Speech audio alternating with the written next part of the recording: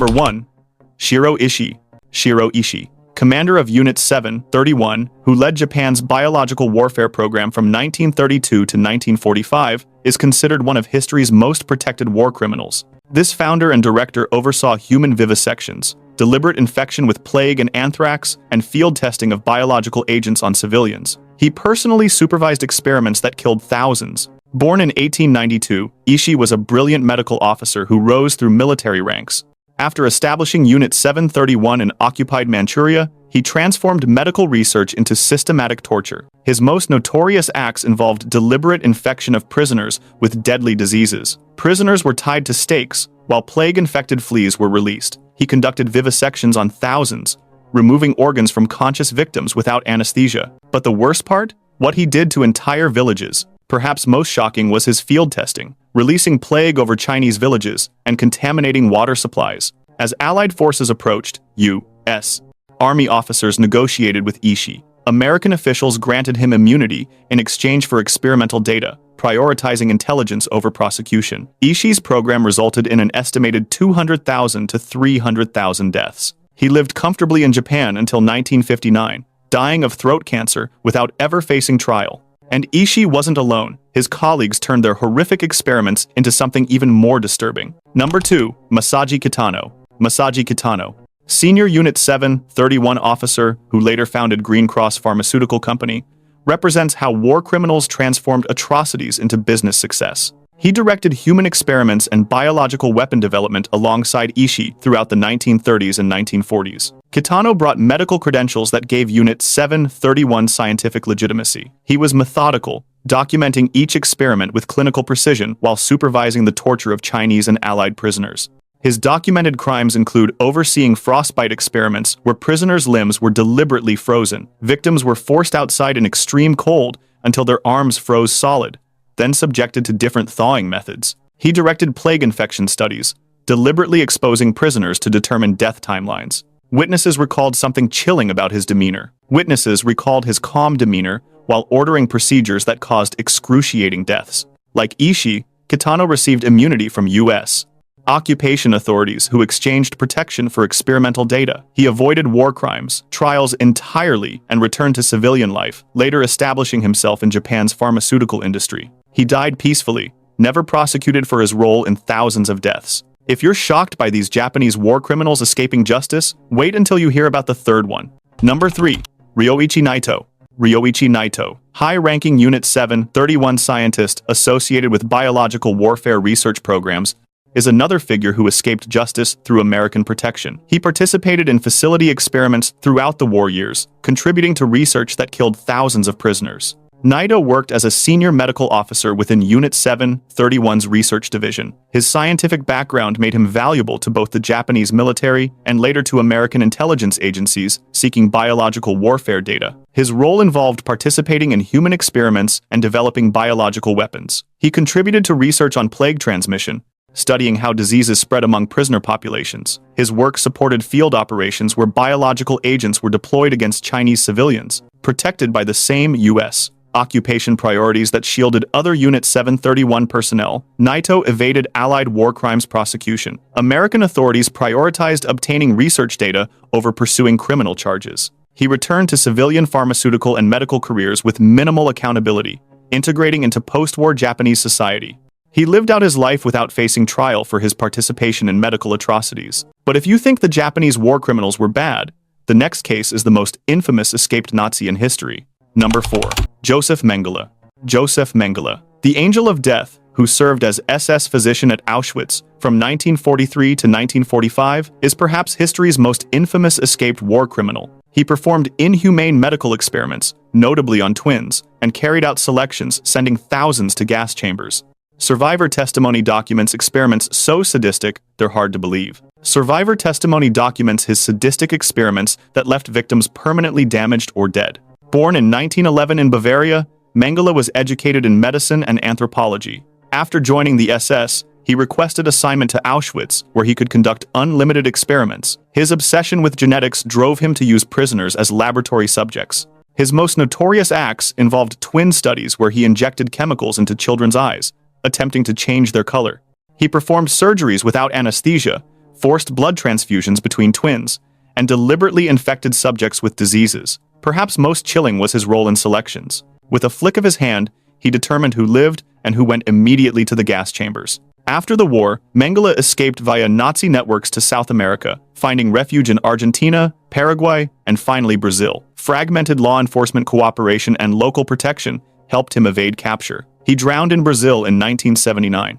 Identification of his remains happened years later, but he never faced trial. And Mengele wasn't the only Nazi who slipped through the cracks. Keep watching to see who else escaped. Number 5. Alois Brunner. Alois Brunner, prominent SS officer and Adolf Eichmann's deputy, who organized deportations from 1938 to 1945, is linked to tens of thousands of deaths. This Austrian Nazi oversaw the deportation of Jews from Austria, France, Greece, and other territories directly to death camps. Born in 1912, Brunner was a committed Nazi who rose quickly through SS ranks. His efficiency in organizing deportations made him one of Eichmann's most trusted deputies. He personally supervised operations that sent entire communities to their deaths. His crimes include organizing the deportation of 47,000 Austrian Jews and 23,000 French Jews to Auschwitz. In Drancy camp near Paris, he oversaw brutal conditions before deportations. But survivors described something even more disturbing about him personally. Survivors described his personal cruelty. He reportedly beat prisoners and participated directly in selections. After the war, Brunner found long-term refuge in Damascus, Syria. Reports indicate he was protected by Syrian security services and allegedly trained interrogation methods for Syrian intelligence. Multiple attempts to capture or assassinate him failed. He reportedly died around 2010 in Syria, never having stood trial in a Western court. His case represents one of the most frustrating failures of post-war justice. If that case frustrated you, hit that like button, and the next Nazi's escape was even more calculated. Number 6. Walter Rauff. Walter Rauff, mid-ranking SS commander linked to mobile gas vans from 1941 to 1943, is responsible for developing methods that killed thousands. Historical sources and survivor testimony connect him to deployment of gas vans and security service atrocities across occupied territories. Rauff joined the SS in the 1930s and worked within the Reich Security Main Office. His technical background led to his involvement in developing mobile killing methods. He was methodical and bureaucratic in his approach to mass murder. What he invented was one of the most horrific killing methods ever devised. His most documented crime involves overseeing development of gas vans, where victims were locked inside trucks and exhaust fumes were piped in, causing death by carbon monoxide poisoning. These vans were deployed across occupied Soviet territories, killing an estimated 100,000 people. He also participated in security operations in Tunisia and Italy involving mass executions. After the war, Rauff fled to South America, settling in Chile. Declassified CIA files show intelligence agencies knew his whereabouts, but diplomatic complications prevented prosecution. He lived openly in Chile for decades, even working as a businessman. He died in Santiago in 1984, never having been successfully extradited or tried. Are you noticing a pattern? Subscribe so you don't miss the shocking conclusion about why these monsters walked free. Number 7.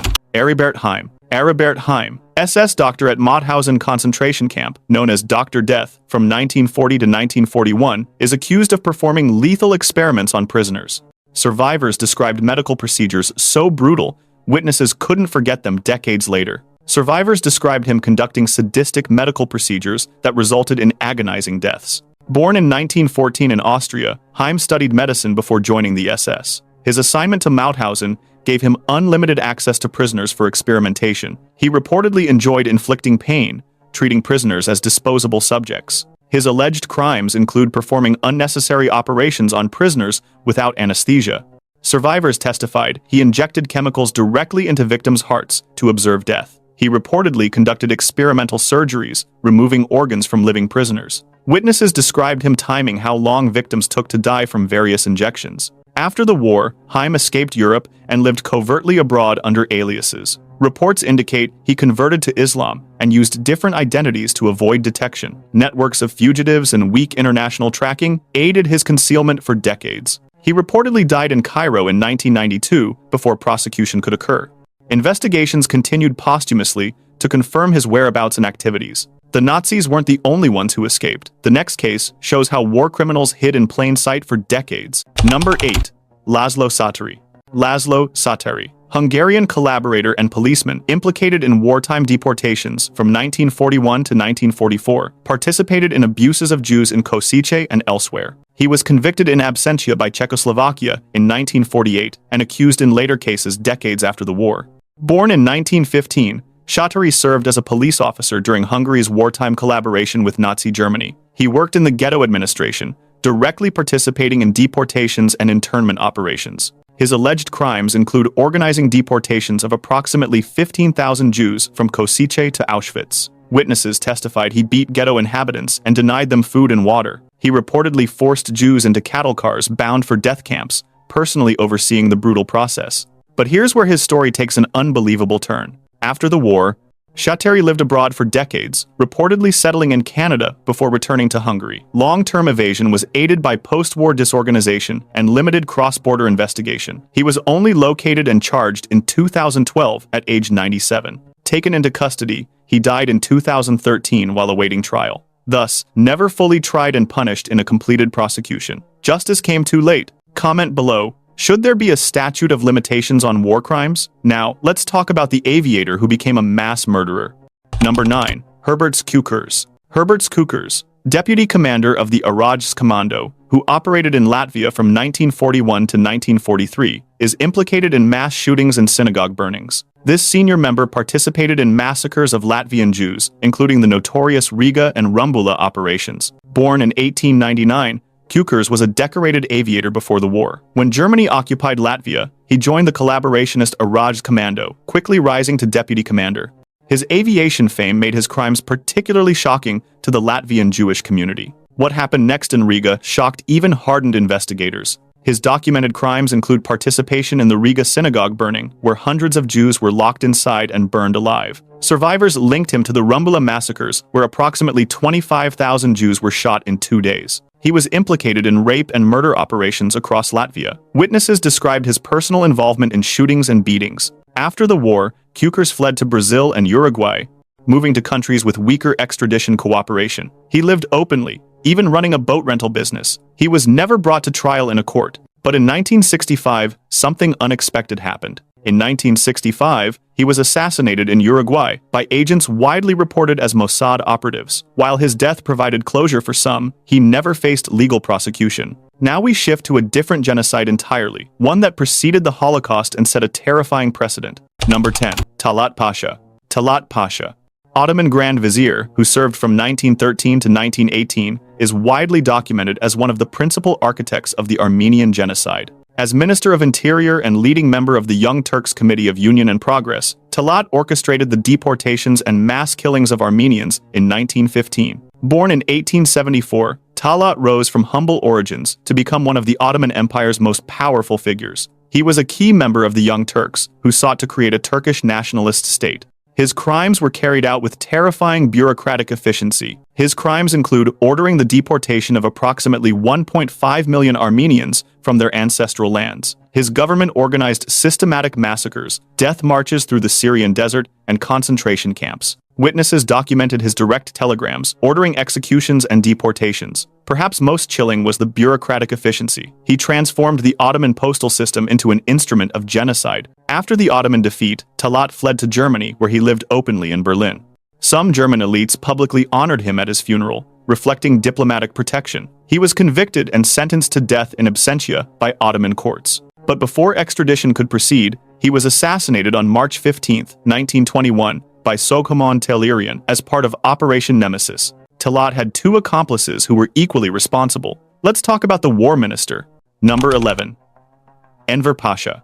Enver Pasha, Ottoman war minister who served from 1914 to 1918, is implicated in wartime policies that produced mass civilian deaths. This senior Young Turk leader held overall responsibility as a cup leader during the genocide and wartime deportations of Armenians and other minorities. Born in 1881, Enver was a military officer who helped lead the Young Turk Revolution. He became war minister and one of the 3 pashas who ruled the Ottoman Empire during World War I. His crimes include authorizing deportation orders and military operations targeting Armenian civilians. He commanded forces responsible for massacres in eastern provinces. His policies created conditions where hundreds of thousands died from starvation, exposure, and systematic killing during forced marches. After the empire's collapse, Enver fled through Germany and Russia, ultimately fighting in Central Asia. He connected with pan-Turkist and anti-Soviet forces, rather than seeking Western shelter. He was killed in battle in 1922, in what is now Tajikistan, before any international trial could be arranged. He had been convicted in absentia, but death prevented legal prosecution. And the third member of this genocidal triumvirate? He met a similar fate. Number 12. Ahmed Jamal Pasha. Ahmed Jamal Pasha, Ottoman commander and governor who served from 1914 to 1918, was one of the three pashas of the Committee of Union and Progress. He oversaw harsh military rule that resulted in mass civilian suffering and participated in deportations and massacres of Armenians and other minorities. Born in 1872, Jamal was a career military officer who became Navy Minister and military governor of Syria during World War I. He wielded absolute power in his territories. His crimes include overseeing forced labor camps where thousands of Armenians died. He authorized mass hangings of Arab nationalists and presided over brutal suppression campaigns. Witnesses testified to starvation policies that killed civilians in occupied territories. He personally ordered executions of suspected dissidents. After the war, Jamal fled to Berlin and later worked as a military advisor in Afghanistan. He was tried and convicted in absentia by Ottoman tribunals. However, he was assassinated in 1922 in Tbilisi by Operation Nemesis agents, before facing a public international proceeding. Like his fellow Young Turk leaders, he never underwent formal post-war legal judgment in an open court. So what does all this mean for justice? The answer might surprise you. From the laboratories of Unit 731 in Manchuria to the deportation centers of Europe and the killing fields of the Ottoman Empire, these 12 individuals were responsible for millions of deaths. Their combined legacy represents one of history's greatest failures of justice, not because the crimes were unknown, but because powerful interests chose protection over prosecution. Some received immunity in exchange for intelligence. Others found refuge in sympathetic nations. A few died before capture, escaping earthly justice entirely. Their stories remind us that evil doesn't always face consequences, and that justice requires not just evidence and law, but political will and international cooperation. If you found this examination of unpunished atrocities informative, please smash that like button and subscribe for more historical analysis that doesn't shy away from uncomfortable truths. Comment below. How should the international community prevent such escapes from justice in the future? Your perspective matters. Thanks for watching, and remember, those who forget history are condemned to repeat it.